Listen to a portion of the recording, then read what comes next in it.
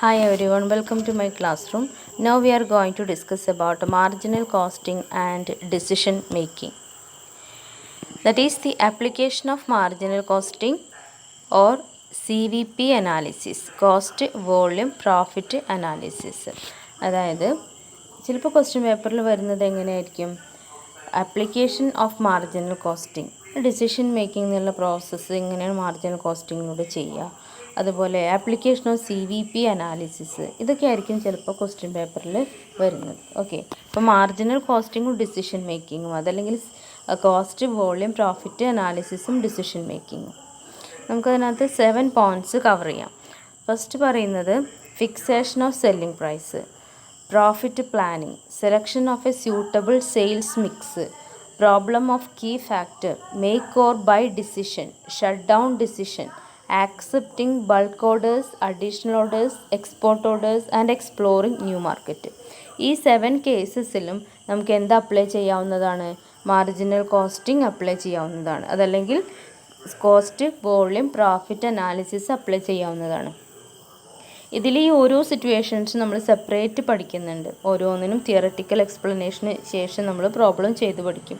അപ്പോൾ essay question വരികയാണെങ്കിൽ 7 പോയിൻറ്റും cover ചെയ്തിട്ട് വേണം essay ബ്രീഫായിട്ട് എഴുതാനായിട്ട്. ഓക്കെ, ഇനി അതല്ല, ഇതിലേതെങ്കിലും ഒരു പോയിന്റിൽ നിന്ന് പ്രോബ്ലം ചോദിക്കാറുണ്ട്, essay ടൈപ്പ് പ്രോബ്ലം ചോദിക്കാറുണ്ട്.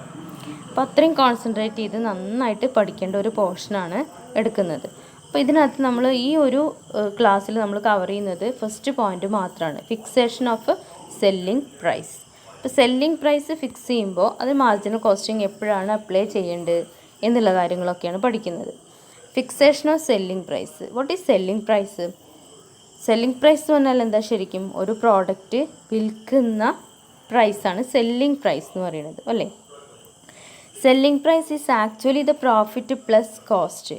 ടോട്ടൽ കോസ്റ്റും സെർട്ടൻ പെർസെൻറ്റേജ് ഓഫ് പ്രോഫിറ്റ് മാർജിനും കൂടെ ആഡ് ചെയ്യുന്നതാണ് സെല്ലിംഗ് പ്രൈസ്.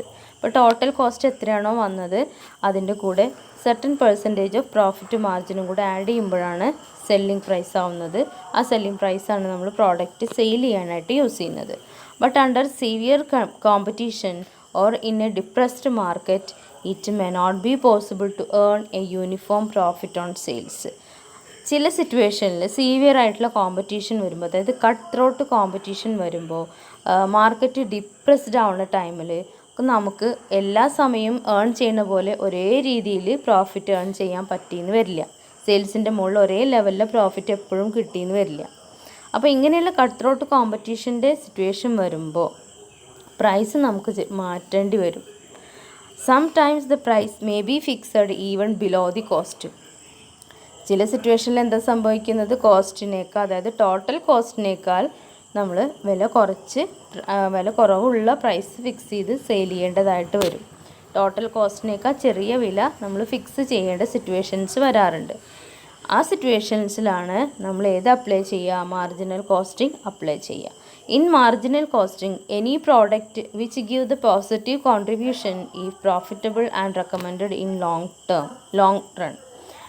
അപ്പോൾ നമുക്ക് ഒരു പരിധി വരെ പിടിച്ച് നിൽക്കാൻ പറ്റും മാർജിനൽ കോസ്റ്റിംഗ് അപ്ലൈ ചെയ്യുമ്പോൾ. അവിടെ നമ്മൾ എന്താ ഫോളോ ചെയ്യുന്നത്? പ്രോഫിറ്റ് മാർജിൻ്റെ കൂടെ ഫിക്സഡ് കോസ്റ്റ് മാറ്റി വയ്ക്കും. പ്രോഡക്റ്റിലേക്ക് നമ്മൾ ചാർജ് ചെയ്യുന്നത് വാരിയബിൾ കോസ്റ്റ് മാത്രമായിരിക്കും, അല്ലേ, മാർജിനൽ കോസ്റ്റിങ്ങിൽ. അപ്പോൾ ഇവിടെ നമ്മൾ ആ ഒരു മെത്തേഡ് അഡോപ്റ്റ് ചെയ്യാൻ പറ്റും. അപ്പോൾ ടോട്ടൽ കോസ്റ്റിനേക്കാൾ കുറഞ്ഞ രീതിയിൽ ഒരു വാരിയബിൾ കോസ്റ്റിൻ്റെ ആ ഒരു ലെവലിൽ നമുക്ക് പ്രൈസ് ഫിക്സ് ചെയ്ത് സെയിൽ ചെയ്യാവുന്നതാണ്. ഇനി ഏതൊക്കെ സിറ്റുവേഷനിലാണ് സെല്ലിംഗ് പ്രൈസ് ഫിക്സ് ചെയ്യേണ്ടതായിട്ട് വരിക? Sometimes manufacturers are forced to fix selling price at or below marginal cost under the following circumstances. ഏതൊക്കെ സിറ്റുവേഷനിലാണ് സെല്ലിംഗ് പ്രൈസ് നമുക്ക് മാർജിനൽ കോസ്റ്റിലോ അതിൽ കുറവിലോ നമുക്ക് ഫിക്സ് ചെയ്യേണ്ട സാഹചര്യങ്ങൾ വരുന്നത്? First point, to introduce new product in the മാർക്കറ്റിൽ പുതിയ പ്രോഡക്റ്റ് ഇൻട്രൊഡ്യൂസ് ചെയ്യുമ്പോൾ. Second situation, to popularize a product, ഒരു പ്രോഡക്റ്റിന് പോപ്പുലാരിറ്റി കൂട്ടാനായിട്ട്. To avoid loss of future sales, ഭാവിയിൽ വരുന്ന സെയിൽസിൽ ലോസ് വരാൻ ചാൻസ് ഉണ്ടാകും, അത് അവോയ്ഡ് ചെയ്യാൻ. To sell perishable goods sale ചെയ്യേണ്ട സിറ്റുവേഷനിൽ. To push up sale of joint പ്രോഡക്റ്റിൻ്റെ സെയിൽസ് കൂട്ടേണ്ട സിറ്റുവേഷനിൽ. Eliminate competitors from the market. Cut throat കോമ്പറ്റീറ്റേഴ്സുമായിട്ട് കോമ്പറ്റ് അല്ലെങ്കിൽ അവരെ നമുക്ക് ഒഴിവാക്കണമെങ്കിൽ ടു യൂട്ടിലൈസ് ഐഡിൽ കപ്പാസിറ്റി. അതായത് ഐഡിൽ കപ്പാസിറ്റി നമുക്ക്, അതായത് നമ്മൾ യൂസ് ചെയ്യാതെ കിടക്കുന്ന കപ്പാസിറ്റി ഉണ്ടെങ്കിൽ അത് യൂസ് ചെയ്യാം. ഇത്രയും സിറ്റുവേഷനിൽ നമുക്ക് സെല്ലിംഗ് പ്രൈസ് മാർജിനൽ കോസ്റ്റിനേക്കാൾ അല്ലെങ്കിൽ മാർജിനൽ കോസ്റ്റിലോ അല്ലെങ്കിൽ അതിൽ കുറവിലോ നമുക്ക് ഫിക്സ് ചെയ്യേണ്ട സാഹചര്യം വന്നേക്കാം. ഓക്കെ, ഇനി നമുക്ക് അടുത്തൊരു എക്സാമ്പിൾ നോക്കാം. എക്സാമ്പിൾ പറയുന്നത്, A limited has an overall profit volume ratio of 60%. If the variable cost of a product is 10, what is the selling price? അതായത് ഇവിടെ ഓവറോൾ പ്രോഫിറ്റബിലിറ്റി, അതായത് overall profit volume PV ratio എന്ന് പറയുന്നത് 60% ആണ്. Variable cost എന്ന് പറയുന്നത് 10 ആണെങ്കിൽ എന്തായിരിക്കും സെല്ലിംഗ് പ്രൈസ്? ക്വസ്റ്റ്യൻ അതാണ്, വാട്ട് ഈസ് സെല്ലിംഗ് പ്രൈസ്. അപ്പോൾ നമുക്ക് ഈ ഒരൊറ്റ ഇൻഫർമേഷനേ ഉള്ളൂ. എന്താണ്? PV ratio 60%. വാരിയബിൾ കോസ്റ്റ് 10 രൂപയാണെങ്കിൽ എന്തായിരിക്കും സെല്ലിംഗ് പ്രൈസ് ഫിക്സ് ചെയ്യേണ്ടി വരിക? അപ്പോൾ നമുക്കിവിടെ സെല്ലിംഗ് പ്രൈസ് ഫിക്സ് ചെയ്യണം. അപ്പം നമുക്ക് എങ്ങനെ സോൾവ് ചെയ്യാൻ പറ്റും? ഇവിടെ PV റേഷ്യോ എന്ന് പറയുന്നത് contribution divided by sales into 100 നമ്മൾ ഓൾറെഡി പഠിച്ചിട്ടുണ്ട്. അതാണ് 60%. സെല്ലിംഗ് പ്രൈസ് നമുക്ക് തന്നിട്ടുണ്ടോ? ഇല്ല. 10 രൂപയാണെങ്കിൽ എത്ര സെല്ലിംഗ് പ്രൈസ്? വാരിയബിൾ കോസ്റ്റ് 10 രൂപയാണെങ്കിൽ എത്ര സെല്ലിംഗ് പ്രൈസ് എന്നാണ് ക്വസ്റ്റ്യൻ. 60% PV റേഷ്യോ ഇത്രേ തന്നിട്ടുള്ളൂ. Here we assume that selling price is 100. നമുക്ക് സെല്ലിംഗ് പ്രൈസ് 100 ആണെന്ന് വിചാരിക്കാം. 100 ആണെങ്കിൽ എന്തായിരിക്കും കോൺട്രിബ്യൂഷൻ? അതായത് C/S × 100 ആണ് 60%. അപ്പോൾ കോൺട്രിബ്യൂഷൻ എന്തായിരിക്കും? സെയിൽസിൻ്റെ 60% ആയിരിക്കും. അപ്പോൾ കോൺട്രിബ്യൂഷൻ എന്ന് പറയുന്നത് 60% ഓഫ് 100, ദാറ്റ് മീൻസ് 60 രൂപ.